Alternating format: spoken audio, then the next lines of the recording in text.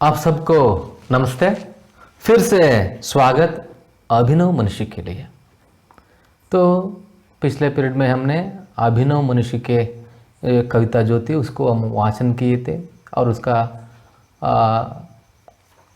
कवि रामधारी सिंह दिनकर जी के बारे में थोड़ा सा जानकारी प्राप्त की थे और उसके अलावा ज्ञानपीठ प्रशस्ति के बारे में और प्रशस्ति पुरस्कार और पुरस्कृतों के बारे में भी थोड़ा सा जानकारी हम प्राप्त कर चुके थे। चलिए अब हम अभिनव मनुष्य के अंतर्गत या कविता के अंतर्गत निहित जो मूल्यों को या कवि क्या कहना चाहते हैं इस कविता के द्वारा उसको जानने के लिए थोड़ा सा कोशिश करेंगे। तो पहला ये है शब्दार्थ। कुछ नए शब्दों का अर्थ जानकर आगे चलेंगे। अभिनव का अर्थ है अभिनव मनुष्य, पहला शब्द ये है। अभिनव का अर्थ है नया, नवीन, आधुनिक, या कन्नड़ में कहेंगे तो ಹೊಸ, नवीन, आधुनिक। कन्नड़ में भी उन्हीं शब्दों को हम उपयोग करते हैं। अभिनव नया, नवीन, नूतन ऐसा भी कह सकते हैं। दूसरा शब्द यह है वारी। वारी का अर्थ है जल। जल कन्नड़ में नीरू, जला, उदक ऐसा भी कहा जा सकता है। और भाप, ವೈಪರ್ मतलब ಆವಿಯಾಗು या ಬಾಷ್ಪೀಕರಣ ಒಂದು ಅಥವಾ ಅನಿಲ ರೂಪವನ್ನು ಪಡೆದುಕೊಳ್ಳು, ಘನ, ದ್ರವ, ಅನಿಲ ಅಂತೀವಲ್ಲ, ಅನಿಲ ರೂಪವನ್ನು ಪಡೆದುಕೊಳ್ಳುವಂಥ. ಉದಾಹರಣೆಗೆ ನೀರು ಚೆನ್ನಾಗಿ ಕಾದು ಆವಿಯಾಗುತ್ತೆ, ಅನಿಲ ರೂಪವನ್ನು ಪಡ್ಕೊಂಡು ಮೇಲೆ ಹೋಗುತ್ತೆ ಅನ್ನೋದನ್ನು ವಿಜ್ಞಾನದಲ್ಲಿ ಓದಿದಿರಿ. ನೆಕ್ಸ್ಟು ಹುಕುಂ, ಆಜ್ಞಾ मतलब ಆದೇಶ, ಆಜ್ಞೆ, ಆರ್ಡರ್, ಇಂಗ್ಲೀಷ್ನಲ್ಲಿ ಆರ್ಡರ್ ಅಂತ ಕರಿತೀವಿ ಅದನ್ನು. नेक्स्ट ಮುಂದುವರೆದ ಶಬ್ದಗಳು व्यवधान। व्यवधान कन्नड़ में थोड़ा सा अर्थ अलग ही होता है। व्यवधान का कन्नड़ में अर्थ ताल में ऐसा होता है, संयम, ताल में, लेकिन हिंदी में अलग ही है। हिंदी में अलग है, क्या है? पर्दा, रुकावट, बाधा। कन्नड़ में कहेंगे तो अड्डी, अड़ेतड़े, रुकावट, कोई जाने के लिए कुछ रुकावट जो बोला जाता है उसी तरह अड्डी, अड़तड़े ऐसा कन्नड़ में कहते हैं। तो दूसरा है सरित। सरित का समानार्थक शब्द है नदी। कन्नड़ में भी नदी कहते हैं। तो बूंद बूंद मिलकर एक महान नदी बनता है। आखिर नदी समुद्र में जाकर मिलती है, आप सबको पता है। तो दूसरा है सिंधु। सिंधु का अर्थ है या पर्यायवाची शब्द है सागर, समुद्र। कन्नड़ में अगर हम कहेंगे तो सागरा, समुद्रा, वारिधि, जलधि, रत्नाकरा, ऐसा बहुत ही शब्द है। जिसने समुद्र भाग को देख लिया है उसने अलग अलग शब्द देते आए हैं सारी दुनिया में। ऐसे हिंदी और कन्नड़ में इन शब्दों से कहते हैं। तो आलोक। आलोक का अर्थ होता है प्रकाश। कन्नड़ में बेಳಕು, बेಳಕು। ज्ञेय, जानकारी, माहिती, तिಳುವಳಿಕೆ, ज्ञान। श्रेय, इसका अर्थ होता है यश, कल्याण, मंगल। कन्नड़ में यश अथवा यशस्सु, कल्याण, मंगल, अभ्युदय, लेसु, ಒಳಿತು, ಶ್ರೇಯಸ್ಸು, ಲೇಸು, ಇಂಥ ಅನೇಕ ಶಬ್ದಗಳನ್ನು ಹೇಳ್ಬೋದು. ನೆಕ್ಸ್ಟು ಪದ್ಯದ ವಿಶ್ಲೇಷಣೆ ಮಾಡುವಂಥ ಪ್ರಯತ್ನ ಪಡೋಣ. ನೋಡಿ ಇಲ್ಲಿ, आज की दुनिया विचित्र नवीन, प्रकृति पर सर्वत्र है विजयी पुरुष आसीन. ಇದು ಮೊದಲ ಚರಣ ರಾಮಧಾರಿ ಸಿಂಹ ದಿನಕರ್ ಜಿದು. ಬಹುಶಃ ಒಂದು 50 ವರ್ಷಗಳ ಹಿಂದೆ ಬರೆದಿರುವಂಥ ಪದ್ಯ ಇದು. ಈಗಲೂ ಎಷ್ಟು ಪ್ರಸ್ತುತವಾಗಿದೆ ಅಂತ ಹೇಳಿದರೆ, ಈಗೇನಾದರೂ ಯಾರಾದರೂ ಕುತ್ಕೊಂಡು ಈ ಮನುಷ್ಯನ ವರ್ತನೆಗಳನ್ನು, ವಿಜ್ಞಾನವನ್ನು ಕುತ್ಕೊಂಡು ಬರೆಯೋದಾದರೆ ಬಹುಶಃ ಇದಕ್ಕಿಂತ ಚೆನ್ನಾಗಿ ಬರೀಲಿಕ್ಕೆ ಸಾಧ್ಯ ಇಲ್ಲ ಅಂತ ಅನಿಸುತ್ತೆ ನನಗೆ. ನೋಡಿ ಹೇಳ್ತಾರೆ ಕವಿ, ಆಜ್ ಕಿ ದುನಿಯಾ ವಿಚಿತ್ರ ನವೀನ್. ಇವತ್ತಿನ ಈ ಜಗತ್ತಿದೆಯಲ್ಲ, ಆಜ್ ಕಿ ದುನಿಯಾ, ಇಂದಿನ ಈ ಜಗತ್ತು ವಿಚಿತ್ರ ಮತ್ತು ನವೀನ ಎರಡೂ ಹೇಳ್ತಾರೆ ಅವರು. ವಿಚಿತ್ರ ಯಾಕೆ ಅಂತ ಹೇಳಿದರೆ, ಇಲ್ಲಿ ಒಂದು ಚಿತ್ರ ಕೊಟ್ಟು, ಸಾಂಕೇತಿಕ ಒಂದು ಚಿತ್ರವನ್ನು ಇಲ್ಲಿ ಬಳಸಲಾಗಿದೆ. ಇಲ್ಲಿ ಆ ಚಿತ್ರನ ನೋಡಿ, ಇಲ್ಲಿ ಸುತ್ತ ಆಧುನಿಕ ಸಲಕರಣೆಗಳಿದ್ದಾವೆ. ತಾನೇ ಕಂಡುಕೊಂಡಿರುವಂಥ ಸಲಕರಣೆಗಳು, ತನ್ನ ಅನುಕೂಲಕ್ಕಾಗಿಯೇ ಕಂಡುಕೊಂಡಿರುವಂಥ ಸಲಕರಣೆಗಳು ಇವೆಲ್ಲವೂ ಕೂಡ ವಿಜ್ಞಾನದ ಸಹಾಯದಿಂದ ಅತ್ಯಂತ ಆಧುನಿಕ ಯಂತ್ರೋಪಕರಣಗಳನ್ನು ಮನುಷ್ಯ ಕಂಡುಕೊಂಡಿದ್ದಾನೆ. ಆದರೆ ಅವೇ ಯಂತ್ರೋಪಕರಣಗಳಿಂದ ಅವನಿಗೆ ಇವತ್ತು ಶಾಂತಿ ಇಲ್ದಂಗಾಗಿದೆ, ನೆಮ್ಮದಿ ಇಲ್ದಂಗಾಗಿದೆ. ನೋಡಿ, ಮನುಷ್ಯ, ಪ್ರಪಂಚದ ಮನುಷ್ಯ ಅವನು ಏನು ಮಾಡ್ತದನ್ನು ಪೂರ್ತಿ ಅವನು ತಲೆ ಚಿಟ್ಟಿಡ್ದು ಹೋಗ್ಬಿಟ್ಟಿದೆ ಅವನಿಗೆ ಪೂರ್ತಿ ಎಲ್ಲ ಥರದ ಉಪಕರಣಗಳಿಂದಾಗಿ. ಹಾಗಾಗಿ ಅಷ್ಟೇ ಅಲ್ಲ, ಪ್ರಕೃತಿ ಪರ್ ಸರ್ವತ್ರ ಹೈ ವಿಜಯೀ ಪುರುಷ ಆಸೀನ್. ಪ್ರಕೃತಿ ಪರ್, ಈ ಪ್ರಕೃತಿಯ ಮೇಲೆ, ಪ್ರಕೃತಿ ಅಂತಂದರೆ ಇಡೀ ವಾತಾವರಣ, ಜಗತ್ತು, ಈ ಜಗತ್ತಿನ ಮೇಲೆ ಸರ್ವತ್ರ, ಸರ್ವತ್ರ ಅಂದರೆ ಎಲ್ಲ ಕಡೆಗೂ, ಹರ್ ಕಹಿ ವಿಜಯೀ ಪುರುಷ ಆಸೀನ್. ಆಸೀನ್ का अर्थ होता है ಆಸನ್ ಪರ್ ಬೈಟ್ ಜಾನ, ಕುತ್ಕೊಳ್ಳೋದು, ಆಸನದ ಮೇಲೆ ಕೂತ್ಕೊಳ್ಳೋದು, ಆಸೀನ. ಯಾರು? ಪುರುಷ. ಎಂಥ ಪುರುಷ? ವಿಜಯೀ ಪುರುಷ. ವಿಜಯಿ ಅಂದರೆ ಗೆದ್ದಂತಹ. ಏನು ಗೆದ್ದಿದ್ದಾನೆ ಅವನು? ಇಡೀ ಪ್ರಕೃತಿಯನ್ನೇ ಗೆದ್ದಿದ್ದಾನೆ. ಅಂದರೆ ಇಡೀ ಪ್ರಕೃತಿಯನ್ನು ತನ್ನ ಹಿಡಿತದಲ್ಲಿ ಇಟ್ಕೊಂಡಿದ್ದೀನಿ ಎನ್ನುವಂಥ ಮನುಷ್ಯ ಆ ಕವಿಯ ಭಾಷೆನಲ್ಲಿ ಪ್ರಕೃತಿ ಪರ ಸರ್ವತ್ರ ಹೈ ವಿಜಯೀ ಪುರುಷ ಆಸೀನ್. ಆ ಗೆದ್ದಿರುವಂಥ ಪುರುಷ ನಂದೇ, ಇದಷ್ಟು ನಾನು ಹೇಳ್ದಂಗೆ ಪ್ರಕೃತಿ ಕೇಳಬೇಕು ಅನ್ನುವಂಥ ಭಾವನೆಯನ್ನು ಇಟ್ಕೊಂಡಿದ್ದಾನೆ. ಹೆಂಗೆ ಮುಂದುವರೆದಲ್ಲಿ ಕವಿ ಹೇಳ್ತಾರೆ ನೋಡಿ ಇಲ್ಲಿ, ಹೈ ಬಂದೆ ನರಕೆ ಕರೋಮೆ ವಾರಿ ವಿದ್ಯುತ್ ಬಾಪ್. ಹೈ ಇದಾವೆ, ಬಂಧೆ, ಬಂಧೆ ಅಂದರೆ ಬಂಧಿಸಲ್ಪಟ್ಟಿವೆ, ನರಕೆ ನರನ, ಕರೋಮೆ, ಕರೋ ಅಂತ ಹೇಳಿದ್ರೆ ಕೈಗಳಲ್ಲಿ, ಬಂದೆ ನರಕೆ ಕರೋಮೆ ವಾರಿ ವಿದ್ಯುತ್ ಬಾಪ್. ವಾರಿ, ವಾರಿ ಅಂದರೆ ನಾವು ಆಗಲೇ ನೋಡಿದ್ವಿ ನೀರು. ವಿದ್ಯುತ್, ವಿದ್ಯುತ್ ಅಂದರೆ ಇಲ್ಲಿ ನೋಡ್ರಿ, ಇಲ್ಲಿ ಮಿಂಚಿದೆ ಅಥವಾ ಅದನ್ನ ಬೆಳಕು ಅಂತ ಕರಿತೀವಿ. ಮತ್ತು ಬಾಪ್ ಅನಿಲ, ಇವೆಲ್ಲವೂ ಕೂಡ ಮನುಷ್ಯನ ಕೈಯಲ್ಲಿ ಬಂದಿಯಾಗಿದ್ದಾವೆ ಅಂತ ಹೇಳ್ತಾನೆ. ಈ ಕಡೆ ಒಂದು ಚಿತ್ರ ನೋಡ್ತೀರಿ ನೀವು, ಈ ಕಡೆ ಭಾಗದಲ್ಲಿ ಮನುಷ್ಯ ಇಡೀ ಪ್ರಕೃತಿಯನ್ನು ತನ್ನ ಕೈಯ ಹಿಡಿತದಲ್ಲಿ ಇಟ್ಕೊಳ್ಳುವಂಥ ಪ್ರಯತ್ನವನ್ನು ಮಾಡ್ತಾ ಇದ್ದಾನೆ. ಬಹುಶಃ ಅದನ್ನ ಕಪಿಮುಷ್ಟಿ ಅಂದರೆ ಒಳ್ಳೇದಂತ ಕಾಣಿಸುತ್ತೆ. ಕಪಿಮುಷ್ಟಿ ಅಂದರೆ ಅದು ಬಿಗಿಯಾಗಿ ಹಿಡ್ಕೊಂಡ್ಬಿಡುತ್ತೆ. ಅದು ಅದರ ಒಳಗಿನ ಜೀವ ಏನಾಗುತ್ತೆ ಬಿಡುತ್ತೋ ಗೊತ್ತಿಲ್ಲ. ಅದು ಒಟ್ಟು ನನ್ನ ಸ್ವತ್ತು, ನಾನು ಹೇಳ್ದಂಗೆ ಇದು ಕೇಳಬೇಕು ಅನ್ನುವಂಥ ಒಂದು ದುರಾಲೋಚನೆ, ದರ್ಪ, ದೌರ್ಜನ್ಯ ಇದೆಯಲ್ಲ ಅದು. ಹೈ ಬಂದೆ ನರಕೆ ಕರೋಮೆ, ನರ ಅಂದರೆ ಮನುಷ್ಯ, ಮಾನವ. ಬಂದೆ ಬಂಧಿಸಲ್ಪಟ್ಟಿವೆ, ಕರ ಅಂದರೆ ಕೈ, ಕರೋಮೆ ಕೈಗಳಲ್ಲಿ ವಾರಿ ನೀರಾಗಿರ್ಬೋದು, ವಿದ್ಯುತ್ ಆಗಿರ್ಬೋದು, ಬಾಪ್ ಅನಿಲ ಆಗಿರ್ಬೋದು, ಇವೆಲ್ಲ ಮನುಷ್ಯನ ಕೈನಲ್ಲಿ ಹಿಡ್ಕೊಂಡಿದ್ದಾನೆ ಅಂತ ಮುಂದುವರೆದು ಹೇಳ್ತಾರೆ ಕವಿ. ಹುಕುಂ ಪರ್ ಚढ़ता ಉತರ್ತಾ ಹೈ ಪವನ್ ಕಾ ತಾಪ್. ಹುಕುಂ ಪರ್, ಹುಕುಂ ಆಜ್ಞೆ, ಆದೇಶದ ಮೇರೆಗೆ, ಚढ़ता ಏರುವುದು, ಉತರ್ತಾ ಇಳಿಯುವುದು, ಇವೆರಡು ವಿರುದ್ಧ ಶಬ್ದಗಳು. ಚढ़ता ಉತರ್ತಾ ಹೈ ಪವನ್ ಕಾ ತಾಪ್. ಪವನ್ ಅಂದರೆ ವಾಯು, ಗಾಳಿ. ತಾಪ ಅಂದರೆ ಅದರ ಉಷ್ಣಾಂಶ. ಯಾವ ಮಾತನ್ನು, ಯಾವ ಅಂಶವನ್ನು ಇಟ್ಕೊಂಡಿದ್ದು ಹೇಳಿರ್ಬೋದು ಅಂತ ಹೇಳಿದ್ರೆ, ಬಹುಶಃ ಈಗಿನ ಕಾಲ ಗೊತ್ತಿದೆ. ಆ ಕಾಲದಲ್ಲಿ ಅವರು ಎಷ್ಟು ಮುಂದಾಲೋಚನೆ ಮಾಡಿರೋದು ಅಂತ ಹೇಳಿದ್ರೆ, ಬಹುಶಃ ಏನು ಎ ಸಿ ಅಂತ ಕರಿತೀವಲ್ಲ ನಾವು, ಎ ಸಿ ಹಾಕೊಳ್ಳೋದು ಅಂತ, ಏರ್ ಕಂಡೀಷನರ್ ಅಂತ, ಹವಾ ನಿಯಂತ್ರಣ ಅಂತ. ನೋಡಿ, ಹುಕುಂಪರ್, ನಮಗೆ ಬೇಕಾದಾಗ ಏನು ಮಾಡ್ತೀವಿ ನಾವು, ಅದನ್ನ ಬಟನ್ ಹೊತ್ಕೊಂಡು, ರಿಮೋಟ್ ಹೊತ್ಕೊಂಡು, ನಮಗೆ ಬೇಕಾದರೆ ಉಷ್ಣಾಂಶ ಜಾಸ್ತಿ ಮಾಡ್ಕೊಳ್ತೀವಿ, ಚಳಿಗಾಲ ಇದ್ದರೆ, ಮಳೆಗಾಲ ಅಥವಾ ಚಳಿಗಾಲ ಇದ್ದರೆ, ಬೇಸಿಗೆ ಇದ್ದರೆ ಕಡಿಮೆ ಮಾಡ್ಕೊಳ್ತೀವಿ, ನಮ್ಗೆ ಬೇಕನ್ನಂಗೆ. ಅದು ಇಲ್ಲಿ ಬರುವಂಥದ್ದು. ಹುಕುಂಪರ್ ಚढ़ता ಉತರ್ತಾ ಹೈ ಪವನ್ ಕಾ ತಾಪ್. ಆ ಗಾಳಿಯ ಉಷ್ಣಾಂಶವನ್ನು ತನಗೆ ಬೇಕಾದ ಹಾಗೆ ಮನುಷ್ಯ ಮಾಡಿಕೊಂಡಿದ್ದಾನೆ ಅಂತ ಒಂದು ವಿಜ್ಞಾನದ ಪ್ರಗತಿಯ ಮುನ್ನೋಟವನ್ನು ಇಲ್ಲಿ ಕವಿ ಹೇಳಲಿಕ್ಕೆ ಪ್ರಯತ್ನ ಪಟ್ಟಿದ್ದಾರೆ. ಮುಂದುವರೆದು ಮುಂದಿನ ಚರಣಗಳಲ್ಲಿ ಹೇಳ್ತಾರೆ, ಹೈ ನಹಿ ಬಾಕಿ ಕಹಿ ವ್ಯವಧಾನ್. ಹೈ ನಹಿ ಇಲ್ವೇ ಇಲ್ಲ, ಬಾಕಿ ಏನು, ವ್ಯವಧಾನ.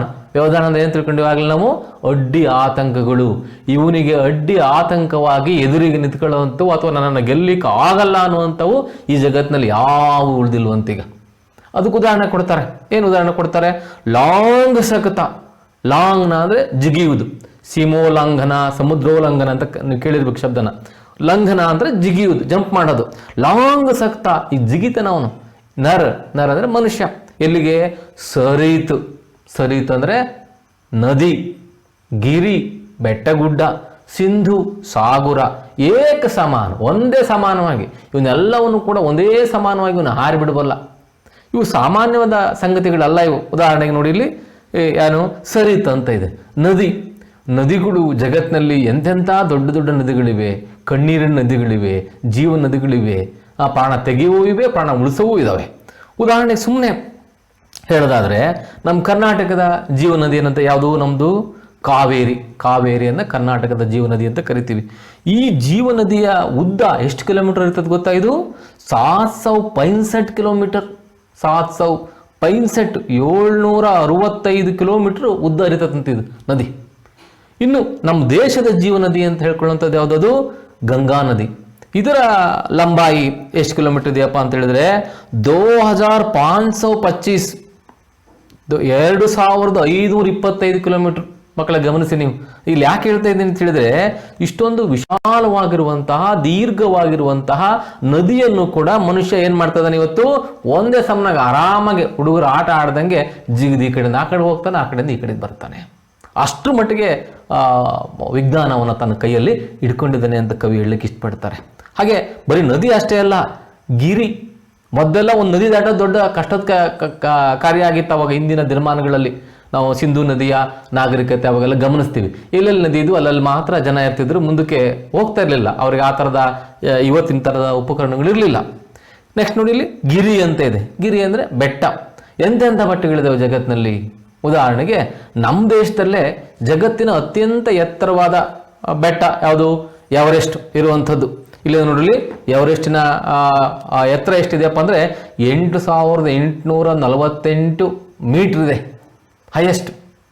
ಮತ್ತು ಹಾಗೆಯೇ ಇದರ ಉದ್ದ ಎಷ್ಟಿದೆಯಪ್ಪ ಅಂದರೆ 2400 ಕಿಲೋಮೀಟರ್ ಇದೆ. ಅಂದರೆ ಆ ಪರ್ವತ ಶ್ರೇಣಿಗಳು ಅಂತ ಏನು ನಾವು ಕರಿತೀವಿ, ಹಿಮಾಲಯದ ಪರ್ವತ ಶ್ರೇಣಿಗಳು ಅಂತ ಇಷ್ಟು ದೊಡ್ಡದಿದೆ. ಮತ್ತು ಅಗಲ ಅದು ಒಂದು ಕಡೆಗೆ 25 ಕಿಲೋಮೀಟರಿಂದ 300 ಕಿಲೋಮೀಟರ್ವರೆಗೂ ಬರ್ಬೋದು.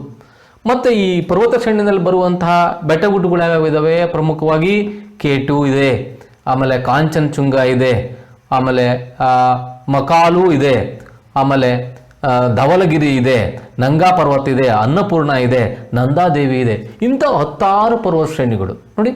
ಇಷ್ಟು ದೊಡ್ಡ ಬೃಹದಾಕಾರವಾಗಿರುವಂತಹ ಎತ್ತರ, ಅಗಲ, ಉದ್ದ ಶ್ರೇಣಿಗಳಿರುವಂತಹ ಬೆಟ್ಟ ಪ್ರದೇಶವನ್ನು ಕೂಡ ಇವತ್ತೇನು ಮಾಡ್ಬೋದು? ಅವನು ಲಾಂಗ್ ಸಕ್ತಾ ಹೈ, ಆರಾಮ ಜಂಪ್ ಮಾಡ್ತಾನ ಇಲ್ಲಿಂದ.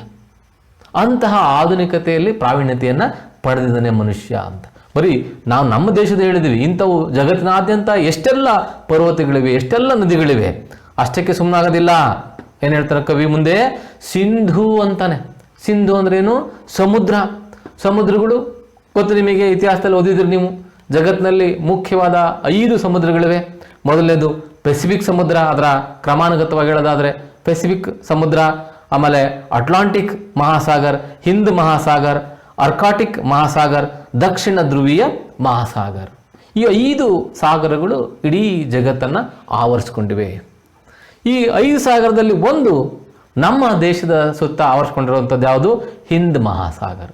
ಇದರ ಒಂದನ್ನು ಸಂಕ್ಷಿಪ್ತವನ್ನು ಪರಿಚಯ ಮಾಡ್ಕೊಳ್ಳೋದಾದರೆ, ಈ ಹಿಂದ್ ಮಹಾಸಾಗರಕ್ಕೆ ಚೌಡಾಯಿ ಕರೀಬ್ 10,000 ಕಿಲೋಮೀಟರ್ ಆಗಿ 10,000 ಕಿಲೋಮೀಟರ್ ಅಗಲ ಇದೆ.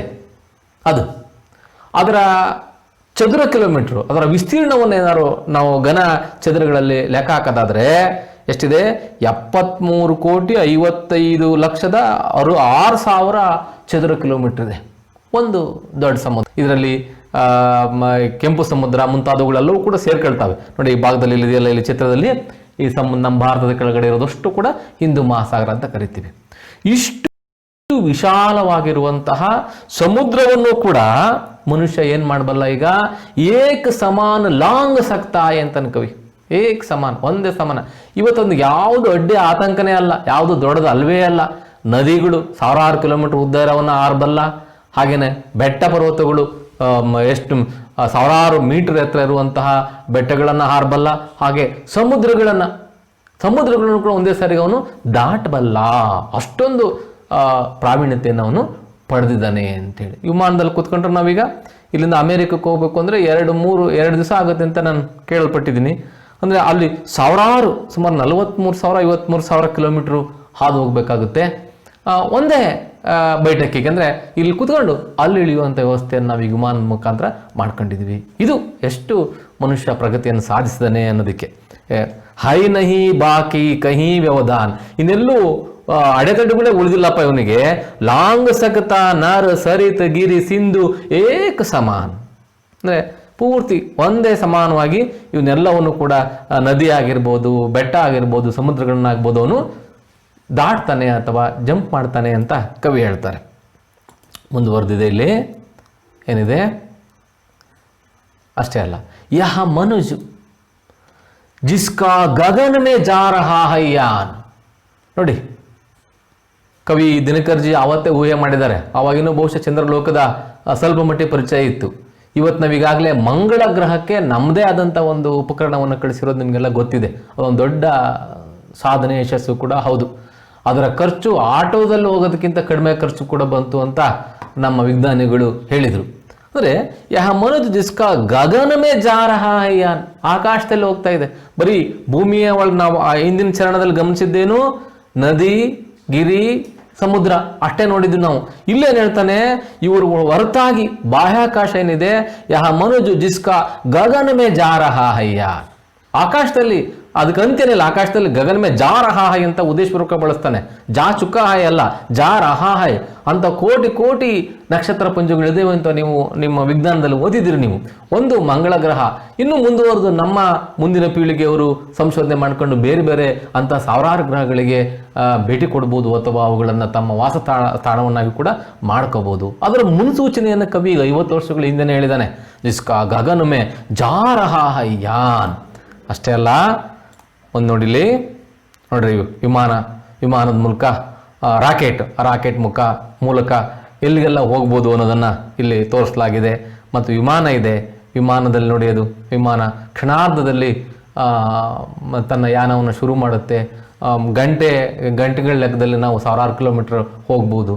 ಬಹುಶಃ ಕರ್ನಾಟಕದ ಬೆಂಗಳೂರಿಂದ ಡೆಲ್ಲಿಗೆ ಹೋಗಲಿಕ್ಕೆ ಕೇವಲ 2.5 ಗಂಟೆ ಸಾಕು, ಅಷ್ಟು ವೇಗವಾಗಿ ನಾವು ಹೋಗಿ ಬರ್ಬೋದು ಅಂತ. ಮುಂದುವರೆದು ನೋಡಿ ಹೇಳ್ತಾನೆ, ಇಷ್ಟಕ್ಕೆ ಸುಮ್ಮನಾಗಲಿಲ್ಲ ಕವಿ. ಕಾಂಪತೆ ಜಿಸ್ಕೆ ಕರೋಂಕೋ ದೇಕ್ ಕರ್ ಪರಮಾಣು. ಇದು ಬಹಳ ಇಂಪಾರ್ಟೆಂಟು. ಎಲ್ಲ ಮಾಡಿದ್ನಲ್ಲ, ಕಾಂಪನ ಅಂದರೆ ನಡುಗುವುದು, ಶೇಕ್ ಆಗೋದು. ಏನು, ಜಿಸ್ಕೆ ಕರೋಂಕೋ ದೇಕ್ ಕರ್ ಪರಮಾಣು. ಭಾಳ ವಿಚಿತ್ರವಾಗಿ, ಭಾಳ ವ್ಯಂಗ್ಯವಾಗಿ, ಭಾಳ ಸೂಕ್ಷ್ಮವಾಗಿ ಕವಿ ಹೇಳಿದ್ದಾನೆ. ಈ ಪರಮಾಣು ಅನ್ನುವಂತಹ ಪರಮಾಣುವೇ ಅಂದರೆ ಸದ್ಯದಲ್ಲಿ ಜಗತ್ತಿನ ಅತ್ಯಂತ ಅಪಾಯಕಾರಿಯಾದ ಅಸ್ತ್ರ ಯಾವ್ದಾರು ಇದೆ ಅಂದರೆ ಅದು ಯಾವುದದು, ಪರಮಾಣು. ನೀವು ಇತಿಹಾಸದಲ್ಲಿ ಓದಿದ್ರಿ, ಜಪಾನಿನ ಹಿರೋಶಿಮಾ ಮತ್ತು ನಾಗಸಾಕಿ ಮೇಲೆ ಬಿದ್ದಾಗ ಎಷ್ಟು ಅನಾಹುತ ಆಗಿತ್ತು ಅಂಥೇಳಿ. ಅಲ್ಲಿ ಈಗಲೂ ಕೂಡ ಅದರ ದುಷ್ಪರಿಣಾಮವನ್ನು ಅನುಭವಿಸ್ತಾ ಇದ್ದಾರೆ. ಕ್ಷಣಾರ್ಧದಲ್ಲಿ ಇಡೀ 100 ಕಿಲೋಮೀಟರ್ ಸುತ್ತ ಪೂರ್ತಿ ಹಾಳಾಗಿದ್ದನ್ನು ನಾವು ನೋಡಿದ್ವಿ, ಕಣ್ಣಾರೆ ನೋಡಿದ್ವಿ, ಅನುಭವಿಸ್ತಾ ಇದ್ವಿ. ಅದು 1940 ಆಸ್ಪಾಸ್ನಲ್ಲಿ ನಡೆದಂಥ ಘಟನೆ.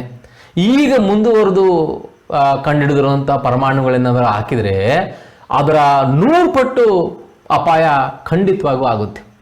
ಅಂತಹ ಪರಮಾಣು ಅನ್ನುವಂಥ ಪರಮಾಣುವೇ ಏನು ಮಾಡುತ್ತಂತೆ, ಈ ಈ ಮನುಷ್ಯನ ಕೈಯನ್ನು ನೋಡಿ ನಡುಗುತ್ತಂತೆ.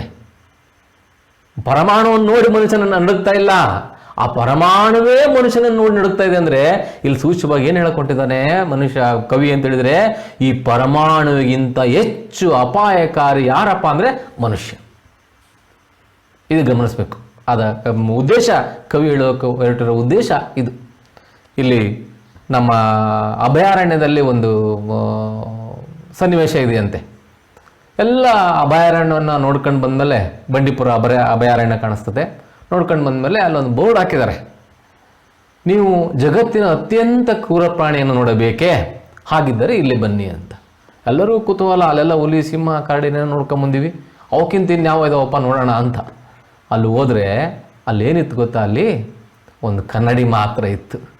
ಅಂದರೆ ಜಗತ್ತಿನ ಅತ್ಯಂತ ಕ್ರೂರಿ, ಅತ್ಯಂತ ವಿಷಮಯ, ಅತ್ಯಂತ ಅಪಾಯಕಾರಿ ಜೀವಿ ಯಾರು ಅಂದರೆ ಮನುಷ್ಯ. ಅದನ್ನೇ ಇಲ್ಲಿ ಸಾಂಕೇತಿಕವಾಗಿ ಕವಿ ಹೇಳಿದಾನೆ, ಕಾಂಪತೆ ಹೈ ಜಿಸ್ಕೆ ಕರೋಂಕೋ ದೇಕ್ ಕರ್ ಪರಮಾಣು. ಪರಮಾಣು ಅನ್ನುವಂತಹ ಅತ್ಯಂತ ಅಪಾಯಕಾರಿ ಅಸ್ತ್ರವೇ ಈ ಮನುಷ್ಯನ ಕೈ ನೋಡ್ರೆ ಅದನ್ನ ನಡಗಕತ್ತಿ ಬಿಡ್ತದಂತೆ. ನೋಡಿ ಇಲ್ಲಿ ಈ ಪರಮಾಣು ಹೋಗುತ್ತೆ ನೋಡ್ರಿ ಮ್ಯಾಕೀಗ.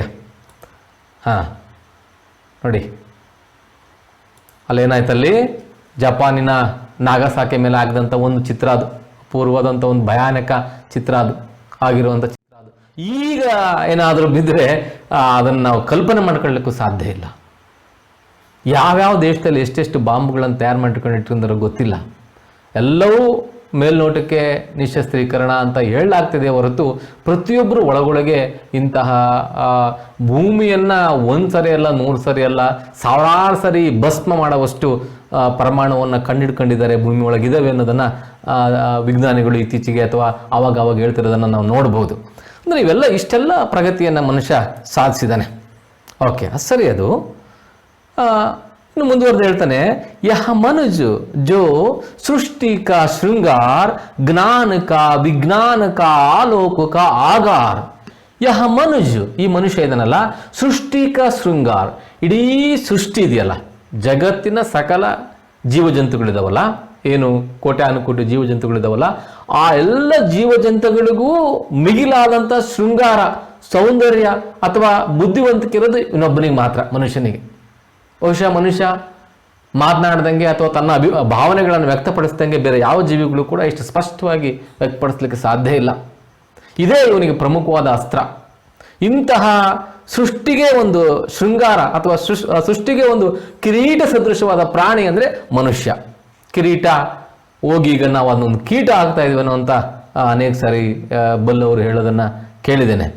ಹೆಂಗೆ? ಜ್ಞಾನದಲ್ಲಿ ಅತ್ಯಂತ ಅಗಾಧವಾದ ಜ್ಞಾನವನ್ನು, ತಿಳುವಳಿಕೆಯನ್ನು ಮನುಷ್ಯ ಹೊಂದಿದ್ದಾನೆ. ವಿಜ್ಞಾನ ಅಂದರೆ ವಿಶೇಷವಾದ ಜ್ಞಾನ ಅಂತ. ವಿಜ್ಞಾನ ಅಂದರೆ ವಿಶೇಷವಾದ ಜ್ಞಾನ ಅಂದರೆ ಕ್ರಮಬದ್ಧ ಅಧ್ಯಯನವೇ ವಿಜ್ಞಾನ. ಒಂದು ವಿಷಯ ಕುರಿತ ಅಥವಾ ವಸ್ತುವಿನ ಕುರಿತ ಕ್ರಮಬದ್ಧ ಅಧ್ಯಯನವೇ ವಿಜ್ಞಾನ. ಆದ್ರೆ ಅಷ್ಟೆಲ್ಲ ಆಲೋಕ ಅಂದರೆ ಬೆಳಕು ಅಂದರೆ ಚಿಂತನೆಗಳು. ಅಂಥ ಚಿಂತನೆಗಳ ಆಗಾರವೇ ಆಗಿದ್ದಾನೆ. ಆಗಾರ ಅಂದರೆ ಭಂಡಾರ. ಮನುಷ್ಯ ಯಾವ್ಯಾವುದರ ಭಂಡಾರ? ಜ್ಞಾನದ, ವಿಜ್ಞಾನದ, ಬೆಳಕಿನ ಭಂಡಾರವೇ ಆಗಿದ್ದಾನೆ ಅವನು. ನೋಡಿ, ಇಲ್ಲಿ ಕೆಲವು ಚಿತ್ರಗಳು ನೋಡ್ಬೋದು. ಇದೊಂದು ಉಪಗ್ರಹ, ಚಂದ್ರಗ್ರಹದ ಮೇಲೆ ಇಳಿಸಿದಂಥ ಒಂದು ಉಪಗ್ರಹ. ಅದು ಅಲ್ಲಿ ಇಳಿದು ಅಲ್ಲಿನ ಚಿತ್ರಗಳನ್ನು ನಮ್ಮ ಭೂಮಿಗೆ ತಲುಪಿಸುವಂಥ ಉಪಗ್ರಹ. ಇಲ್ಲಿ ನೋಡಿ, ಇಲ್ಲಿ ಸೃಷ್ಟಿಯ ಶೃಂಗಾರ, ಮನುಷ್ಯ ಸೃಷ್ಟಿಯ ಶೃಂಗಾರ ಅನ್ನೋದಕ್ಕೊಂದು ಉದಾಹರಣೆ. ಹಾಗೆಯೇ ಜ್ಞಾನದ, ವಿಜ್ಞಾನದ ಚಿತ್ರಗಳಿವು. ಇಲ್ಲಿ ನೋಡಿ, ಇಲ್ಲಿ ಈ ಕಡೆ ಒಂದು ಚಂದ್ರಗ್ರಹದ ಮೇಲೆ ಮೊದಲಿಗೆ ಕಾಲಿಟ್ಟಂತಹ ಮನುಷ್ಯನ ಒಂದು ಚಿತ್ರ ಇದೆ. ಈ ಕಡೆ ಇಲ್ಲಿರುವಂಥ ಚಿತ್ರ ಅದು ಏನದು? ಒಂದು ಆಗಾರ. ಅಂದರೆ ಇಡೀ ಮನುಷ್ಯರಿಗೆ, ಮನುಷ್ಯನ ಸಾಧನೆಗಳೇ ಒಂದು ತಲೆ ತಿರುಗುವಷ್ಟು, ಇಷ್ಟೊಂದು ಇದೆಯಾ, ಇಷ್ಟೊಂದು ನಾವು ಸಾಧನೆ ಮಾಡಿದ್ದೀವ ಅನ್ನುವಷ್ಟು ಸಾಧನೆಯನ್ನು ಮನುಷ್ಯ ಮಾಡಿದ್ದಾನೆ. ಇದುವರೆಗೂ ನೋಡಿದ್ದು ಏನು ಗೊತ್ತಾ ಮಕ್ಕಳು? ನಾವು ಇನ್ನೊಂದಿಷ್ಟು ಹೇಳ್ತಾನೆ, ವ್ಯೋಮ ಸೇ ಪಾತಾಳ ತಕ್ ಸಬ್ ಕುಚ್ ಸೇ ಹೈ ಜ್ಞೇಯ. ಈ ಮನುಷ್ಯ ಇಷ್ಟಕ್ಕೆ ಸುಮ್ಮನಾಗಲಿಲ್ಲ ಕವಿ, ಇನ್ನೂ ಮುಂದುವರೆದು ಹೇಳ್ತಾನೆ, ವ್ಯೋಮ ಅಂದರೆ ಆಕಾಶಕಾಯ, ಸೌರಮಂಡಲ, ಅಲ್ಲಿಂದ ಹಿಡಿದು ಪಾತಾಳ ನೋಡಿ, ಇಲ್ಲಿ ಭೂಮಿ ಇದೆಯಲ್ಲ, ಭೂಮಿಯ ಒಳಗಿನ ಭಾಗ, ಆ ಭೂಮಿಯ ಒಳಗಿನ ಭಾಗದವರೆಗೂ ಕೂಡ ಸಬ್ ಕುಚ್ ಸೇ ಹೈ ಜ್ಞೇಯ, ಎಲ್ಲವೂ ಜ್ಞೇಯ ಅಂದ್ರೆ ತಿಳುವಳಿಕೆ. ಇವನಿಗೆ ಆಕಾಶನೂ ಗೊತ್ತು, ಪಾತಾಳನೂ ಗೊತ್ತು. ಇವೆರಡರ ನಡುವೆ ಭೂಮಿ ಇದೆ. ಆಕಾಶ ಪಾತಾಳ ಅಂದರೆ ಭೂಮಿ, ಆಕಾಶ, ಪಾತಾಳ, ಈ ಮೂರರ ಜ್ಞಾನವನ್ನು ಕೂಡ ಇವನು ಪಡ್ಕೊಂಡಿದ್ದಾನೆ. ಕೊನೆಗೆ ಹೇಳ್ತಾನೆ ಕವಿ, ಇದುವರೆಗೂ ನಾವೇನು ತಿಳ್ಕೊಂಡಿದ್ವಿ ಅಂದರೆ, ಕವಿ ಮನುಷ್ಯನ ಈ ಅದ್ಭುತ ಜ್ಞಾನವನ್ನು, ವಿಜ್ಞಾನವನ್ನು, ಆಧುನಿಕತೆಯನ್ನು ಹಾಡಿ ಹೊಗಳ್ತಾ ಇದ್ದೀನಿ ಅಂತ ತಿಳ್ಕೊಂಡಿದ್ವಿ ನಾವು. ಇಲ್ಲಿ ಬರ್ತಾನೆ ನೋಡಿ ಕವಿ, ಆದರೆ ನಾಯಹ ಪರಿಚಯ ಮನುಜುಕ. ಇದು ಮನುಷ್ಯನ ಪರಿಚಯ ಅಲ್ಲ, ಇದು ಮನುಷ್ಯನ ಪರಿಚಯ ಇದಲ್ಲ. ಯಾವುದಲ್ಲ? ವಿಜ್ಞಾನ ತಂತ್ರಜ್ಞಾನಗಳಲ್ಲ. ಲಾಂಗ್ ಸಕತ ಏಕ ಸಮಾನ ಸರಿತು ಗಿರಿ ಸಿಂಧು ಅದಲ್ಲ. ಆಮೇಲೆ ವ್ಯೋಮುಸೆ ಪಾತಾಳ ತಕ್ ಸಬ್ ಕುಚ್ ಇಸೆ ಹೈ ಜ್ಞೇಯ ಇದಲ್ಲ. ಜ್ಞಾನಕ, ವಿಜ್ಞಾನಕ, ಆಲೋಕಕ, ಆಗಾರ ಅದು ಕೂಡ ಅಲ್ಲ. ಇವ್ಯಾವ ಅಲ್ವೇ ಅಲ್ಲ ಕವಿಯ ದೃಷ್ಟಿಯಲ್ಲಿ. ಏನು ಮತ್ತೆ ಹಾಗಾದ್ರೆ? ಪರಿಚಯ ಯಹ ನಾ ಉಸ್ಕಾ ಶ್ರೇಯ, ಇದು ಅವನ ಶ್ರೇಯಸ್ಸು ಅಲ್ಲ, ಅಥವಾ ಇವನು ತಲುಪಬಹುದಾದಂಥ ಗುರಿಯೂ ಇದಲ್ಲ. ವಿಜ್ಞಾನ ಅಲ್ಲ ತಲುಪಬೇಕಾದಂಥ ಗುರಿ. ಯಾವುದಾಗಾದ್ರೆ ತಲುಪಬೇಕಾದದ್ದು? ನೋಡಿ, ಇಲ್ಲೊಂದು ಸಬ್ಮರೀನ್ ಯಂತ್ರ ಇದೆ. ಇಲ್ಲಿ ನೀರಿನ ಆಳದಲ್ಲಿ ಇವತ್ತು ಮನುಷ್ಯ ಭೂಮಿಯ ಮೇಲೆ ನಡೆದಷ್ಟೇ ಅಥವಾ ಭೂಮಿ ಮೇಲೆ ಹೋದಷ್ಟೇ ಸುಲಭವಾಗಿ ನೂರಾರು ಕಿಲೋಮೀಟರ್ ಸಮುದ್ರದ ಆಳಕ್ಕೂ ಕೂಡ ಇಳಿಬಲ್ಲ. ಮೇಲೆ ಆಕಾಶದಲ್ಲಿ ಸಾವಿರಾರು ಕಿಲೋಮೀಟರ್ ಮೇಲೆ ಹಾರಬಲ್ಲ. ಭೂಮಿಯ ಒಳಗಡೆ ಹೋಗಬಲ್ಲ. ಇವತ್ತು ಎಲ್ಲಿ ಅವನು ಹೋಗ್ಲಿಕ್ಕೆ ಸಾಧ್ಯ ಇಲ್ಲ, ಎಲ್ಲ ಕಡೆಗೂ ಹೋಗ್ತಾನೆ. ಆದರೆ ಇದಲ್ಲ ಅವನ ಪರಿಚಯ, ಇದಲ್ಲ ಅಂತ ಮುಂದುವರೆದು ಹೇಳ್ತಾರೆ. ಏನಲ್ಲ ನೋಡ್ರಿ, ಶ್ರೇಯ ಉಸ್ಕ. ಹಾಗಾದ್ರೆ ಯಾವುದು ಶ್ರೇಯ ಉಸ್ಕ? ಬುದ್ಧಿ ಪರ ಚೈತನ್ಯ ಉರುಕಿ ಜೀತ್. ತಂತ್ರಜ್ಞಾನಗಳು ಇವತ್ತು ನಿಮಗೆ ಗೊತ್ತಿದೆ. ತಂತ್ರಜ್ಞಾನಗಳ ಬಗ್ಗೆ ನೀವು ಯಾವತ್ತೂ ಕೂಡ ಮೋಹಕ್ಕೆ ಒಳಗಾಗಬೇಡ್ರಿ. ಅದು ಅಂಥ ಒಳ್ಳೆಯದಲ್ಲ. ಇವತ್ತಿರೋ ತಂತ್ರಜ್ಞಾನ ನಾಳೆ ಹಳೆದಾಗ್ಬಿಡ್ತದೆ. ನೀನೇನಾದರೂ ಆ ತಂತ್ರಜ್ಞಾನ ನನಗೆ ಬರ್ತತೆ, ನಾನು ಭಾಳ ಕಂಡಿಡಿದ್ಬಿಟ್ಟಿದ್ದೀನಿ, ನನಗೆ ಭಾಳ ಗೊತ್ತು ಅಂತ ಬೀಗಿದೆ ಅಂತಂದರೆ ನಾಳೆ ನಿನಗಿಂತ ಬರುವ ಸಣ್ಣ ಹುಡುಗ ಆ ನೀನು ಕಲ್ತಿರೋದಕ್ಕಿಂತ ಹೆಚ್ಚಿನ ಪಟ್ಟನ ಕಲಿತು ನಿನ್ನ ಬೆಪ್ಪನ್ ಮಾಡ್ತಾನೆ. ಹಾಗಾಗಿ ವಿವೇಕಾನಂದರ ಒಂದು ಕಡೆಗೆ ಹೇಳಿದ್ದು ನೆನಪಾಗುತ್ತೆ ನನಗೆ, ಈ ವಸ್ತುಗಳಿದಾವಲ್ಲ, ವಸ್ತುಗಳನ್ನ ತಂತ್ರಜ್ಞಾನಗಳ ಮೋಹ ಅಥವಾ ಅವುಗಳಿಂದ ಆಕರ್ಷಿತರಾಗುವಂಥದ್ದು ಅಥವಾ ಅದೇ ಅಂತಿಮ ಗುರಿ ಅನ್ನುವಂಥದ್ದು ಸರಿಯಲ್ಲ. ಅದು ಅಲ್ವೇ ಅಲ್ಲ, ಅದೊಂದು ಸಾಧನ ಅಷ್ಟೇ. ಉಪಕರಣಗಳು ಒಂದು ಸಾಧನ. ವಿಮಾನ ಇರೋದು ಯಾಕೆ, ಇಲ್ಲಿಂದ ಅಲ್ಲಿಗೆ ಹೋಗೋಕೆ ಅದೊಂದು ವಾಹನವೇ, ವೆಹಿಕಲ್ಲೇ ಹೊರತು ಅದು ನಮ್ಮ ಉದ್ದೇಶ ಅಲ್ಲ. ಯಾಕಿದಾವೆ ಬಸ್ಸು? ನಾವು ಗುರಿ ಮುಟ್ಟಬೇಕಾಗಿದೆಯಪ್ಪ, ನಮ್ಮ ಊರಿಗೆ ಹೋಗ್ಬೇಕಾಗಿದೆ, ಅದು ನಮ್ಮ ಗುರಿನೇ ಹೊರತು ನೀನು ಸೈಕಲ್ನಾಗ ಹೋದೋ, ಬಸ್ನಾಗ ಹೋದೋ, ಕಾರ್ನಾಗ ಹೋದೋ, ವಿಮಾನನಾಗ ಹೋದೋ, ರೈಲ್ನಾಗ ಹೋದೋ ಅದು ಮುಖ್ಯ ಅಲ್ಲ. ಅವೆಲ್ಲ ಏನವು ವೆಹಿಕಲ್, ವಾಹನ, ಮಾಧ್ಯಮಗಳಷ್ಟೇ. ತಂತ್ರಜ್ಞಾನ ಅದಕ್ಕೆ ಸಹಾಯ ಮಾಡಿದೆ, ಅದೇ ಗುರಿ ಅಲ್ಲ. ಆ ವೆಹಿಕಲ್ನಾಗ ಹೋಗೋದೇ ನಮ್ಮ ಗುರಿ ಅಲ್ಲ, ನಮ್ಮ ಊರು ಮುಟ್ಟೋದು ನಮ್ಮ ಗುರಿ ಆಗಬೇಕು. ಹಾಗಾಗಿ ಇವತ್ತೇನಾಗಿದೆ ಅಂದರೆ ವಿಜ್ಞಾನ ತಂತ್ರಜ್ಞಾನಗಳೇ ನಮ್ಮ ಗುರಿಯಾಗಿ ನಾವು ಮುಟ್ಟಬೇಕಾಗಿರುವಂಥ ಗುರಿ ಇದೆಯಲ್ಲ ಅದು ಮರೆಮಾಸಿದೆ ನಮ್ಮಿಂದ. ಹಾಗಾಗಿ ಮಕ್ಕಳೇ, ನೀವು ಭಾಳ ಮುಖ್ಯವಾಗಿ ಈ ಪದ್ಯದಿಂದ ಕಲಿಬೇಕಾಗಿರೋದು ಏನಪ್ಪ ಅಂತ ಹೇಳಿದರೆ, ಈ ತಂತ್ರಜ್ಞಾನ, ಮೊಬೈಲು ಅಥವಾ ಗ್ಯಾಜೆಟ್ಗಳು ಅಥವಾ ಟ್ಯಾಬು ಅಥವಾ ಕಂಪ್ಯೂಟ್ರು, ಇಂಟರ್ನೆಟ್ ನೀವೆಲ್ಲ ಬಳಸ್ತಾ ಇದ್ದೀರಲ್ಲ, ಭಾಳ ಅಗಾಧವಾದ, ಭಾಳ ಒಳ್ಳೆಯದು, ನಿಜ. ಅದು ಬಳಸ್ಕೊಳ್ಳೋದಕ್ಕೆ ಯಾವ ಅಭ್ಯಂತರವಿಲ್ಲ. ಆದರೆ ಅದು ನಿಮ್ಮ ಸಾಧನ ಆಗಬೇಕೆ ಹೊರತು ಅದು ನಿಮ್ಮ ಗುರಿ ಅಲ್ಲ. ನೆನ್ಪಿಟ್ಕೊಳ್ಳಿ, ನಿಮ್ಮ ಗುರಿಯನ್ನು ಮುಟ್ಟಲಿಕ್ಕೆ ಅದೊಂದು ಸಾಧನ, ಸಲಕರಣೆ. ಕಂಪ್ಯೂಟರು, ಮೊಬೈಲು, ಇಂಟರ್ನೆಟ್, ಇನ್ಯಾತ್ರವರಾಗಿರಲಿ, ಅದು ಮುಖ್ಯ ಅಲ್ವೇ ಅಲ್ಲ. ಅದಕ್ಕೆ ಹೇಳ್ತಾನೆ ಕವಿ ಇಲ್ಲಿ ನೋಡಿಲಿ, ಶ್ರೇಯ ಉಸ್ಕ, ಯಾವುದಪ್ಪ ಅವನ ಶ್ರೇಯಸ್ಸು ಅಂತ ಹೇಳಿದ್ರೆ, ಉಸ್ಕ ಬುದ್ಧಿ ಪರ ಚೈತನ್ಯ ಉರ್ಕಿ ಜೀತ್. ಬುದ್ಧಿಯ ಮೇಲೆ ಆ ಚೈತನ್ಯ ಅನ್ನುವಂಥ ದೇಹದಿದೆಯಲ್ಲ, ಅದು ಜೀತ್ ಅಂದರೆ ಗೆಲುವು. ಆ ಬುದ್ಧಿಯ ಮೇಲೆ ಹಿಡಿತವನ್ನು ಸಾಧಿಸ್ಬೇಕು ನಾವು. ಉದಾಹರಣೆಗೆ ಒಂದು ಚಾಕು ಇದೆ, ಹರಿತವಾದ ಚಾಕು. ಅದನ್ನು ಡಾಕ್ಟರ್ ಕೈಯಲ್ಲಿ ಕೊಟ್ಟರೆ ಒಂದು ಪ್ರಾಣ ಉಳಿಸ್ತಾನೆ. ಅದೇ ಡಾಕು ಕೈಯಾಗ ಹೋದರೆ ಪ್ರಾಣ ತೆಗಿತಾನೆ. ಅಲ್ಲಿ ಉಪಕರಣ ತಪ್ಪೇನೂ ಇಲ್ಲ. ಅಲ್ಲಿ ಉಪಕರಣವನ್ನು ಬಳಸುವಂಥ ವಿವೇಕ ನಮಗಿರಬೇಕು ಅಂತ. ಇವೆಲ್ಲ ಮಾಧ್ಯಮಗಳಿಗೂ ಅದನ್ನೇ ಹೇಳೋದಿಲ್ಲಿ. ಅಂತಹ ಒಂದು ಚೈತನ್ಯವನ್ನು, ಅಂತಹ ಒಂದು ದೇಹದ ಮೇಲೆ ಅಥವಾ ಬುದ್ಧಿಯ ಮೇಲೆ ಹಿಡಿತ ಇಟ್ಟುಕೊಳ್ಳುವಂತಹ ವಿವೇಕ ಇದೆಯಲ್ಲ, ಅದು ನೀನು ತಲುಪಬೇಕಾಗಿರುವಂಥ ಗುರಿ. ನೀನು ಸಾಧನೆ ಮಾಡಬೇಕಾಗಿರುವಂಥ ಗುರಿ ಯಾವುದಪ್ಪ ಅಂದರೆ ವಿವೇಕವನ್ನು. ಯಾವ ವಸ್ತುವನ್ನು ಹೇಗೆ, ಎಲ್ಲಿ, ಎಷ್ಟರ ಮಟ್ಟಿಗೆ ಬಳಸಬೇಕು ಅದರ ಪರಿಜ್ಞಾನ ಇರಬೇಕು. ಇಲ್ಲಿ ಅವ್ರೇನಾಗುತ್ತೆ, ನಾನು ದುಡ್ಡು ನಾನು ತಂದಿದ್ದೀನಿ, ದೊಡ್ಡ ನನ್ನ ಹತ್ರ JCB ಐತೆ, ಯಾವ್ದು ಬೇಕಾದ್ರೆ ಕೆಡಬೋದು, ಕೆಡ್ಕೊಂತ ಹೋಗ್ಬಿಟ್ರೆ, ಯಾರ ಮೇಲೆ ಬೇಕಾದ್ರೆ ಹಚ್ಕೊಂಡು ಹೋಗ್ಬಿಟ್ರೆ ನೀನು, ಅದು ನಿನ್ನ ಶಕ್ತಿ ಅಲ್ಲ, ಅದು ವಿಜ್ಞಾನ ಶಕ್ತಿ. ಅದು ಅಥವಾ ನಿನ್ನ ಇದೇನು ಬಲ ಏನು ಬಂತಲ್ಲಿ, ಅದಲ್ಲ ಅದು.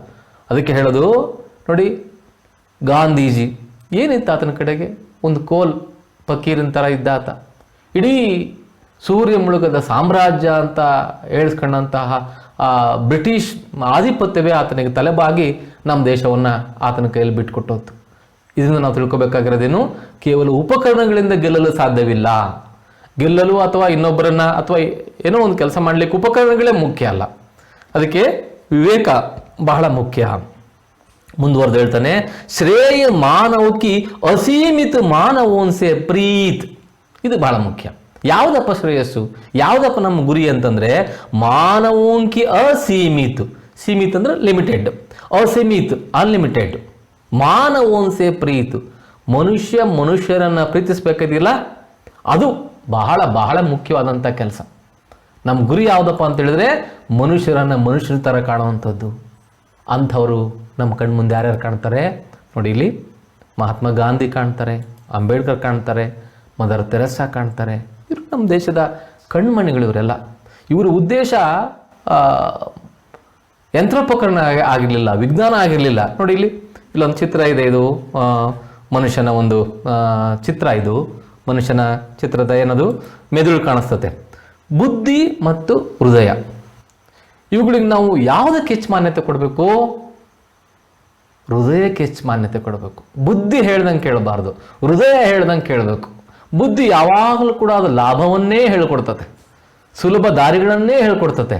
ಆದರೆ ಹೃದಯ ಆಗಲ್ಲ. ಅದು ಹೃದಯ ಅದು ಮಾನವೀಯ ಸಂಬಂಧವನ್ನು ಬೆಸೆಯುವಂಥದ್ದು, ಬುದ್ಧಿ ಅಲ್ಲ. ಬುದ್ಧಿ ಮತ್ತು ಹೃದಯಕ್ಕೆ ಹೋಲಿಸಿದರೆ ನಾವು ಯಾವಾಗಲೂ ಕೂಡ ಹೆಚ್ಚು ಆದ್ಯತೆ ಕೊಡಬೇಕಾಗಿರೋದು ಹೃದಯಕ್ಕೆ ಹೊರತು ಬುದ್ಧಿಗಲ್ಲ. ಅದನ್ನೇ ಇಲ್ಲಿ ಕವಿ ಹೇಳಕೊಂಡಿರೋದು. ಶ್ರೇಯ ಮಾನವಕಿ ಅಸೀಮಿತ ಮಾನವನ್ಸೆ ಪ್ರೀತಿ. ನೋಡಿ, ಮದರ್ ತೆರೆಸಾ ಅವರು ಕುಷ್ಠರೋಗಿಗಳನ್ನು ಸೇವೆ ಮಾಡೋದ್ರಲ್ಲೇ ತಮ್ಮ ಜೀವನವನ್ನು ಸಾರ್ಥಕ ಕಂಡುಕೊಂಡವರು. ಮಹಾತ್ಮ ಗಾಂಧಿ ಗೊತ್ತಿದೆ ನಿಮಗೆ, ಯಾರೂ ಕಂಡರಿಯದ ಒಂದು ಅಸ್ತ್ರವನ್ನು ನಮ್ಮ ಕೈ ಕೊಟ್ಟೋಗಿದ್ದಾರೆ. ಅಹಿಂಸೆ ಅನ್ನುವಂಥ ಅಸ್ತ್ರದ ಮೂಲಕ ಒಂದು ದೇಶದಲ್ಲಿರುವಂತಹ ಅನ್ಯ ದೇಶಿಗರನ್ನು ಒಡೆದು ಅಥವಾ ಅವ್ರನ್ನ ಹೊರ ಕಳಿಸ್ಬೋದು ಅನ್ನುವಂಥದ್ದನ್ನು ಮೊಟ್ಟ ಮೊದಲ ಬಾರಿಗೆ ಸತ್ಯ ಮತ್ತು ಅಹಿಂಸೆ ಅನ್ನುವಂಥ ಒಂದು ಬಲವಾದ ಉಪಕರಣ. ಇವುಗಳ ಮುಂದೆ ನಿಮ್ಮ ಯಾವ ಪರಮಾಣುಗಳು ಇಲ್ಲ, ಯಾವ ಬಾಂಬುಗಳು ಇಲ್ಲ, ಯಾವುದೂ ಇಲ್ಲ. ಅಂಥ ಒಂದು ಉಪಕರಣವನ್ನು ಹೇಳ್ಕೊಟ್ಟಂಥವ್ರು ಅಂಬೇಡ್ಕರ್ ಅವರು. ಇಡೀ ದೀನ ದಲಿತರ ಉದ್ಧಾರಕ್ಕಾಗಿ ಶ್ರಮಿಸಿದಂಥವ್ರು, ಸಂವಿಧಾನ ರಚನೆ ಮಾಡಿಕೊಟ್ಟಂಥವ್ರು. ಇದು ನಮ್ಮ ಗುರಿ ಆಗಬೇಕು ಹೊರತು ಬುದ್ಧಿ ಅಲ್ಲ, ಹೃದಯವಂತಿಕೆ ಆಗಬೇಕು ಅಂತ ಕವಿ ಹೇಳೋಕ್ಕೆ ಪ್ರಯತ್ನ ಪಟ್ಟಿದ್ದಾರೆ. ಮುಂದುವರೆದು ನೋಡಿ ಒಂದೊಂದು ಸಂಕೇತ ಅವು ಮುಂದುವರೆದು ಹೇಳ್ತಾರೆ. ಏಕ ನರಸೆ ದೂಸರೆ ಕಾ ಬೀಚಿಕ ವ್ಯವಧಾನ್. ಹಾಗಾದ್ರೆ ಏನು ಮಾಡ್ಬೇಕಪ್ಪ ನಾವು, ಯಾವ್ದು ನಮ್ಮ ಗುರಿ ಆಗಿರ್ಬೇಕು ಅನ್ನೋದು ಇಲ್ಲಿ ಸ್ಪಷ್ಟಪಡಿಸ್ತಾರೆ. ಇದುವರೆಗೂ ಕವಿ ಏನು ಹೇಳ್ಕೊಂಬಂದಿದ್ರು, ಬರೀ ಅವ್ನು ಮಾಡಿದ ಸಾಧನೆಗಳು ಹೇಳ್ಕೊಂಬಂದ್ರು ಮೊದಲಿನ 3-4 ಚರಣಗಳಲ್ಲಿ. ಕೊನೆಯ ಚರಣದಲ್ಲಿ ಹೇಳ್ತಾರೆ, ಇದು ನಿನ್ನ ಸಾಧನೆ ಅಲ್ವೇ ಅಲ್ಲಪ್ಪ, ನೀನು ಸಾಧಿಸ್ಬೇಕಾಗಿರೋದು ಬೇರೆ ಇದೆ. ಏನಿದೆ ಬೇರೆ?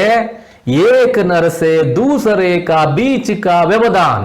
ಒಬ್ಬ ಮನುಷ್ಯ ಇನ್ನೊಬ್ಬ ಮನುಷ್ಯನ ನಡುವೆ ಇರುವಂತಹ ವ್ಯವಧಾನ ಅಂದ್ರೆ ಏನಂತ ನೋಡಿದ್ವಿ ನಾವಲ್ಲಿ, ಅಡ್ಡಿ ಆತಂಕ ಅದಿದೆಯಲ್ಲ, ತೋಡ್ದೆ ಒಡೆದು ಬಿಡೋದನ್ನ.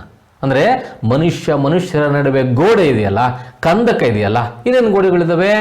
ಜಾತಿ, ಭಾಷೆ, ಬಣ್ಣ, ಧರ್ಮ, ಯಾವುದೋ ಗಡಿ ರೇಖೆ, ಲಿಂಗ ತಾರತಮ್ಯ, ಗಂಡು ಹೆಣ್ಣು, ವಯಸ್ಸಿನಲ್ಲಿ ದೊಡ್ಡವನು ಕಿರಿಯನು, ಇವುಗಳ ನಡುವೆ ಏನು ಮಾಡ್ಕೊಂಡಿದ್ದೀವಿ ನಾವು? ಗೋಡೆಗಳನ್ನು ಕಟ್ಕೊಂಡ್ಬಿಟ್ಟಿದೀವಿ, ದೊಡ್ಡ ದೊಡ್ಡ ಗೋಡೆಗಳನ್ನು ಕಟ್ಕೊಂಡ್ಬಿಟ್ಟಿದೀವಿ. ಅದನ್ನು ಹೊಡೆದಾಕು ಅಂತ ಹೇಳೋದು. ನಮ್ಮ ಗುರಿ ಯಾವ್ದಾಗಿರ್ಬೇಕಪ್ಪ ಅಂದ್ರೆ, ಏಕ ನರಸೆ ದೂಸರೇಕೆ ಬೀಚ್ ಕಾ ವ್ಯವಧಾನ, ತೋಡ್ದು ಅದನ್ನು ಹೊಡೆದಾಕು. ತೋಡ್ನ ಜೋಡ್ನ ಕುಡಿಸುವುದು, ತೋಡ್ನ ಹೊಡೆದಾಕೋದು. ಇದು ಬಸ್, ಕೇವಲ ಬಸ್. ಇಷ್ಟೇ ಮಾಡ್ಬೇಕಾಗಿರೋದು ನಾವು. ವಹಿ ಜ್ಞಾನಿ, ಅವನೇ ನಿಜವಾದ ಜ್ಞಾನಿ. ವಹಿ ವಿದ್ವಾನ್, ಅವನೇ ನಿಜವಾದ ವಿದ್ವಾಂಸ. ಅವ್ರು ಮಾನವ್ ಭೀ ವಹಿ. ಮನುಷ್ಯ ಅಂದ್ರೆ ಯಾರು? ಇವನು ಪರಸ್ಪರ ಮನುಷ್ಯರ ನಡುವಿನ ಸಂಬಂಧವನ್ನ ಉಳಿಸ್ಕೊಳ್ಳುತ್ತಿದೆಯಲ್ಲ, ಅದು ಬಹಳ ಬಹಳ ಮುಖ್ಯವಾದಂಥ ಕೆಲಸ. ಅವನೇ ನಿಜವಾದ ಮನುಷ್ಯ. ಆದರೆ ಇವತ್ತು ನಾವೇನು ಮಾಡ್ತಾ ಇದ್ದೀವಿ? ನಮ್ಮ ಮನುಷ್ಯರ ಇರುವಿಕೆಯನ್ನು ಯಾವುದ್ರಲ್ಲಿ ಗುರುಸ್ಕೊಳ್ತಾ ಇದ್ದೀವಿ? ನಾವು ಹೊಂದುವ ಬ್ಯಾಂಕ್ ಬ್ಯಾಲೆನ್ಸ್, ಮನೆ, ಕಾರು, ಐಷಾರಾಮಿ ವಸ್ತುಗಳ ಮುಖೇನ ನಾವು ಗುರುಸ್ಕೊಳ್ಳೋಕೆ ಹೋಗ್ತಾ ಇದ್ದೀವಿ. ಇದೆಲ್ಲ ನಿನ್ನ ಉದ್ದೇಶ. ಯಾವುದು ಉದ್ದೇಶ ನಮ್ಮದು? ನೋಡಿ, ಇಲ್ಲಿ ಮಹಾನ್ ಸಂತರುಗಳಿದ್ದಾರೆ. ಬುದ್ಧ, ಯೇಸು, ಪೈಗಂಬರ್ ಮತ್ತು ಬಸವಣ್ಣ. ಈ 4 ಜನಗಳು ಇವರೆಲ್ಲ ಹೇಳಿದ್ರು ಯಾವುದನ್ನ? ಮಾನವೀಯತೆಯನ್ನೇ ಹೇಳಿದರು. ಎಲ್ಲರೂ ಕೂಡ ಹೇಳಿದ್ದು ಅದನ್ನೇ. ಇದು ನಮ್ಮ ಗುರಿ ಆಗಬೇಕೆ ಹೊರತು ವಿಜ್ಞಾನ ತಂತ್ರಜ್ಞಾನಗಳು ಆ ಗುರಿಯನ್ನು ಮುಟ್ಟಲಿಕ್ಕೆ ಇರಬಹುದಾದ ಸಾಧನೆಗಳೇ ಹೊರತು ಅದು ನಮ್ಮ ಗುರಿ ಆಗಬಾರದು ಅನ್ನೋದು ರಾಮಧಾರಿ ಸಿಂಗ್ ದಿನಕರ್ಜಿ ಅವರ ಮೂಲ ಆಶಯ, ಈ ಪದ್ಯದ ಆಶಯ. ಎಷ್ಟು ಅದ್ಭುತವಾಗಿ ಕಲ್ಪನೆ ಕಟ್ಟಿಕೊಟ್ಟಿದ್ದಾರೆ ಆಗಲೇ 50 ವರ್ಷಗಳ ಹಿಂದೆ. ಅಂದರೆ ಈಗ ನಾವು ಈ ಕ್ಷಣಕ್ಕೆ ನೋಡೋದಾದ್ರೆ ನಾವು ಈಗ ನೋಡಿ, ಈಗ ಕೊರೋನಾ ಅವಧಿನಲ್ಲಿ ಎಂತೆಂಥ ಘಟನೆಗಳನ್ನು ನಾವು ನೋಡ್ತಾ ಇದ್ದೀವಿ ಅಂತ ಹೇಳಿದ್ರೆ, ಬಹುಶಃ ಎಂದೂ ಕಂಡರಿಯದ ಘಟನೆಗಳು. ಎಂತೆಂಥ ಶ್ರೀಮಂತರು, ಎಂತೆಂಥ ವಿಜ್ಞಾನಿಗಳು, ಎಂತೆಂಥ ಸಾಧನೆಗಳು, ಇವನ್ನೆಲ್ಲ ನೋಡ್ಕೊಂಬಂದಿವಲ್ಲ. ಅವ್ಯಾವಾರ ಇವತ್ತು ನಿಮ್ಮ ನೆರವಿಗೆ ಬರ್ತಾ ಇದ್ದಾವ? ಇವತ್ತು ಸಣ್ಣದೊಂದು ಕ್ರಿಮಿಗೆ ಎದುರ್ಕೊಂಡು ಮನೆಗೆ ಮೂಲೆಗೆ ಮುದುರ್ಕೊಂಡು ಕೂತ್ಕೊಳ್ಳುವಂಥ ಪರಿಸ್ಥಿತಿ ಬಂದಿದೆ. ಎಷ್ಟರ ಮಟ್ಟಿಗೆ ಅಂದರೆ, ಅಷ್ಟೆಲ್ಲ ದುಡಿದಂಥ ವ್ಯಕ್ತಿ, ಯಜಮಾನ, ಅಷ್ಟೆಲ್ಲ ಕಂಡಿಡಿದಂಥ ವಿಜ್ಞಾನಿ ಸತ್ರು ಕೂಡ ಅವ್ನು ಮಣ್ಣು ಮಾಡ್ಲಿಕ್ಕೆ 4 ಜನ ಹೋಗ್ತಾ ಇಲ್ಲ. ಯಾವುದೋ ಯಂತ್ರದ ಮುಖೇನ ಯಾವುದೋ ಒಂದು ಪ್ಲಾಸ್ಟಿಕ್ ಕವರ್ನಾಗೆ ಹೆಣವನ್ನು ಮಡಚಿ ಒಳಗಿಡೋದನ್ನು ನೋಡ್ತಾ ಇದ್ದೀವಿ. ಎಲ್ಲಿ ಬಂತು ಈಗ ಹೇಳಿ ನೋಡೋಣ. ನಾವು ಸಾಧಿಸ್ಬೇಕಾಗಿರೋದು ಯಾವುದನ್ನ? ವಿಜ್ಞಾನ ತಂತ್ರಜ್ಞಾನಗಳು ಸಾಧಿಸಿದ್ರೆ ಕೊನೆಗೆ ಇಷ್ಟೇ ಗತಿ ಆಗೋದು, ಇದಕ್ಕಿಂತ ಇಷ್ಟೇನು ಪರಿಣಾಮ ಆಗೋದಿಲ್ಲ. ಅದಕ್ಕೆ ಆಗಬೇಕಾಗಿರೋದೇನು?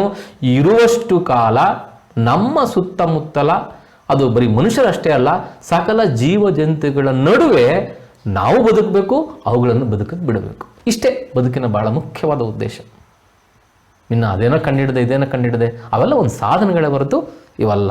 ಅದನ್ನೇ ಇಲ್ಲಿ ಹೇಳಿರೋದು. ಇದಿಷ್ಟು ಕವಿಯ ಆಶಯವನ್ನು 12ನೇ ಶತಮಾನದಲ್ಲಿ ಒಬ್ಬ ಮೋಳಿಗೆ ಮಾರಯ್ಯ ಅನ್ನುವಂಥ ಒಬ್ಬ ವಚನಕಾರ ಭಾಳ ಸೊಗಸಾಗಿ ಕಟ್ಟಿಕೊಟ್ಟಿದ್ದಾನೆ. ಅದನ್ನು ನಿಮ್ಮ ಮುಂದೆ ನಾನು ಹೇಳಬೇಕು ಅಂತ ಅನಿಸ್ತಾ ಇದೆ ನನಗೆ. ನೋಡಿ, ಇಲ್ಲಿ ಮೋಳಿಗೆ ಮಾರಯ್ಯನ ಚಿತ್ರ ಇದು. ನಾವಿವತ್ತು 21ನೇ ಶತಮಾನದಲ್ಲಿದ್ದೀವಿ. 12ನೇ ಶತಮಾನ 800-900 ವರ್ಷಗಳ ಹಿಂದಿನ ಶತಮಾನ. ಈ ಮೋಳಿಗೆ ಮಾರಯ್ಯ ಕಾಶ್ಮೀರ ಇದೆಯಲ್ಲ, ಜಮ್ಮು ಕಾಶ್ಮೀರ, ಅಲ್ಲಿ ಒಬ್ಬ ರಾಜ ಆಗಿದ್ದಂಥವನು. ಅರಸ ಆಗಿದ್ದಂಥವನು. ಆತ ಬಸವಣ್ಣನ ಬಗ್ಗೆ ಕೇಳಿ, ಬಸವಣ್ಣನ ಆದರ್ಶಗಳ ಬಗ್ಗೆ ಕೇಳಿ ಮೋಹಿತನಾಗಿ ತನ್ನ ರಾಜ್ಯಭಾರವನ್ನೇ ಬಿಟ್ಟು ಬರ್ತಾನೆ. ಅಲ್ಲಿ ಮಗನಿಗೆ ಪಟ್ಟಾಧಿಕಾರವನ್ನು ವಹಿಸಿ ತನ್ನ ಹೆಂಡತಿ ಸಮೇತ ಕಲ್ಯಾಣಕ್ಕೆ ಬರ್ತಾನೆ. ಕಲ್ಯಾಣಕ್ಕೆ ಬಂದು ಏನು ಮಾಡ್ತಾನೆ, ಅಲ್ಲೊಂದು ನಿಯಮ ಇದೆ, ಅಲಿಖಿತ ನಿಯಮ. ಯಾರೇ ಬಂದರೂ ಕೂಡ ಕಾಯಕ ಮಾಡಬೇಕು, ಕೆಲಸ ಮಾಡೇ ಬದುಕಬೇಕು ಅಂತ. ಏನು ಕೆಲಸ ಮಾಡ್ಲಿಕ್ಕೆ ಸಾಧ್ಯ? ಅವನು ರಾಜ ಆಗಿದ್ದವನು, ಆದರೂ ಅವನು ಕಟ್ಟಿಗೆ ಕಡಿದು ಜೀವನ ಮಾಡಲಿಕ್ಕೆ ಶುರು ಮಾಡ್ತಾನೆ.